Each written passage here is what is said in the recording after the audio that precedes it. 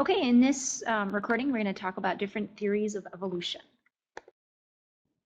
To put everything into context, let's move back in time a little bit toward the era where Darwin lived. For early European scientists living in the 1800s, there were two unexplainable mysteries in the fossil record. First of all, the older layers of sediment seem to contain simpler organisms than more recent layers. And the older layers of sediment included animals that do not exist today, while animals that exist today were also not found in the oldest layers. Now, for a group of people that in general were Judeo or Christian, Jewish or Christian, they were expecting that all animals had been created, all plants had been created within a 6-day time frame. And so they would expect all plants and animals to be in the same layers. And it was difficult for them to understand why the different layers of sediment held different fossils. This is where the theories of evolution first come in. Okay, the first scientist who was widely recognized for having come up with a theory of evolution was Lamarck. He lived earlier than Darwin did, and he suggested that living species had descended from extinct species, which sounds a lot like what Darwin had come up with.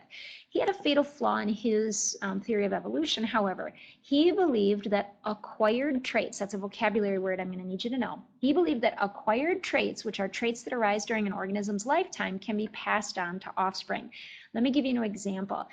He, for example, suggested that the webbed feet on waterfowl, like ducks, came when the organism stretched the skin between their toes as they tried to approach the water. He then believed that that stretched out skin, when that organism had a baby, then that trait would be passed on to the baby. Similarly, maybe the necks of giraffes were from the giraffes stretching their necks, so then their babies would be born with stretched necks. We know with common sense, though, that traits like that don't get passed on to offspring. For example, if I get into a car accident and I lose my left arm, and I have a baby after that, I will of course have a baby that has a right and a left arm. It has nothing to do with the car accident. So acquired traits are not passed on to offspring. This was actually disproven by a scientist named Weismann, who cut off the tails of mice generation after generation and allowed them to reproduce. And he was looking to see if the mice ever had babies that didn't have tails. Well, of course they didn't. The mice babies were always born with tails. And so people were able to get rid of Lamarck's idea of the theory of evolution. And it took some time before a new theory of evolution came up. Right, eventually Charles Darwin came along. At the age of 22, he traveled on a ship called the HMS Beagle. You can see its voyages down below. He traveled for 5 years as a ship's naturalist, collecting plants and animals from all around the world, cataloging them, drawing them, identifying them, and naming them.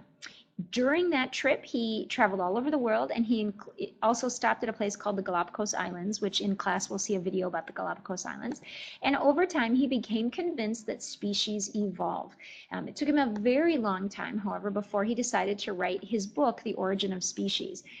In science, scientists who come up with new ideas, they get credit for their ideas if they're the first ones to publish their ideas. So although Charles Darwin was not necessarily the first scientist to come up with a theory of evolution, his publication of The Origin of Species gives him credit for coming up with the theory of evolution.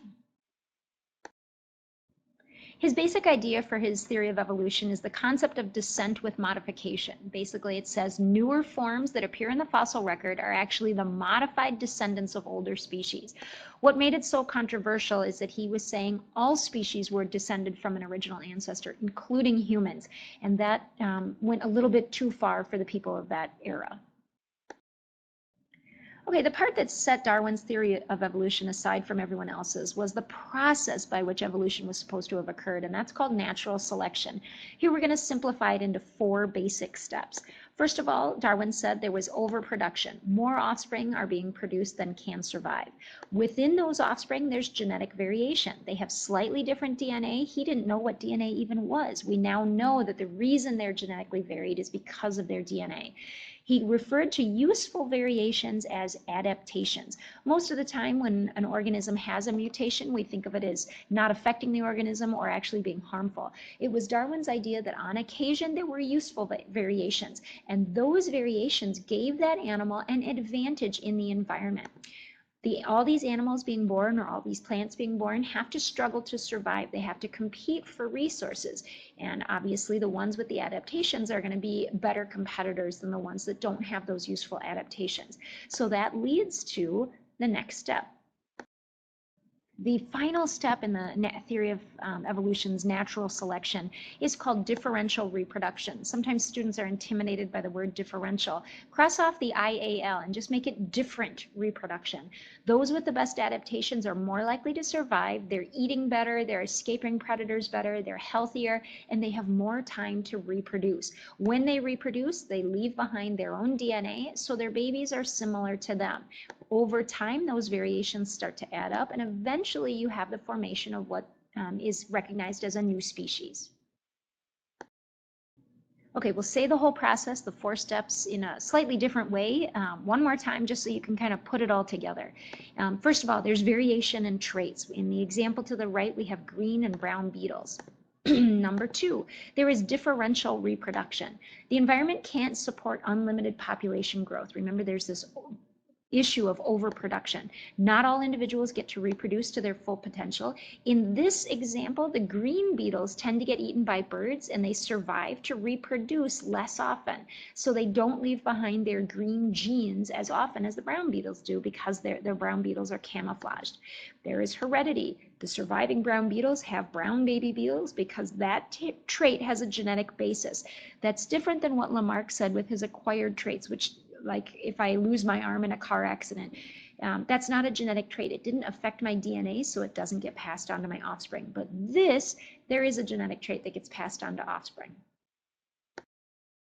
Finally, the end result is that the more advantageous trait in this particular environment, which is brown coloration, allows the beetles to have more offspring and becomes more common in the population. If this process continues, eventually all individuals in the population could be brown. If the environment changes, or the beetles migrate to a new location where there is more green, like on the mossy areas of the tree trunks, then the reverse process could happen. We could have more successful green genes than brown genes. Okay, finally, it's important to understand that evolution isn't necessarily happening all the time. Animals only respond or only go through evolution when there's a selective pressure, which arguably there's selective pressures happening all the time, but we'll get to that. A species doesn't evolve unless there's a selective pressure. New genes can come and go without changing the species as a whole. So for example, you could have a new color gene in a butterfly that comes and goes, and some butterflies are born with it and some are born without it. The only way that that new color gene is going to stay is if there's a new predator that can't see the ones with the new color but does see the ones with the old color, or there's a new food source that allows organisms to eat better, or a new climate, a new disease, etc., etc. Some kind of selective pressure. Now, the only way that evolution is going to happen is if there are already successful individuals. If there are no successful individuals already in the population, the species stands a good chance of going extinct. So, for example, let's say there's a new predator in the environment. If all of the animals that predator hunts are too slow and the predator is able to catch all of them, that species can go extinct. The only way that species will survive is if some individuals are already alive that are fast enough to outrun the predator. Then they go on to have babies, and their babies are also fast. And then you find the babies, then that prey population becoming faster and faster. In the history of the Earth, the vast majority of organisms have gone extinct because there weren't organisms already present that were able to handle the new selective pressure. That's it.